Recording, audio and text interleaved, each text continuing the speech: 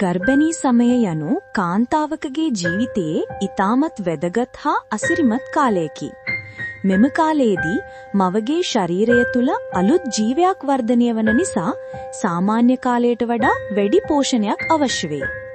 එම පෝෂණ අවශ්‍යතා සපුරා ගැනීමට වෛද්‍යවරු බොහෝ විට ප්‍රීනේටල් විටමින් හෙවත් ගර්භණී විටමින් ලබා ගැනීමට උපදෙස් ලබා දෙති. මෙම විටමින් වල ඇති ෆෝලික් ඇසිඩ් දරුවාගේ මොළය සහ කොඳු ඇටපෙළ නිසි ලෙස වර්ධනය වීමට උපකාරී වන අතර උපත් ආබාධ වැළැක්වීමටද වැදගත් වේ. අයන් හෙවත් යකඩ මවගේ රුධිරයේ හිමොග්ලෝබින් මට්ටම පවත්වා ගැනීමටත් දරුවාට අවශ්‍ය ඔක්සිජන් සැපයීමටත් අත්‍යවශ්‍ය වේ. DHA සහ ඔමේගා 3 දරුවාගේ මොළය සහ ඇස් පෙනීම වර්ධනයට දායක වන අතර කැල්සියම් සහ D විටමින් දරුවාගේ අස්ථි සහ දත් ශක්තිමත් වර්ධනයට උපකාරී වේ. එබැවින් ආදරණීය මව්වරුනි, වෛද්‍ය උපදෙස් අනුව ඔබේ ගර්භණී විටමින් නිසි වේලාවට ලබා ගැනීමට මතක තබා ගන්න.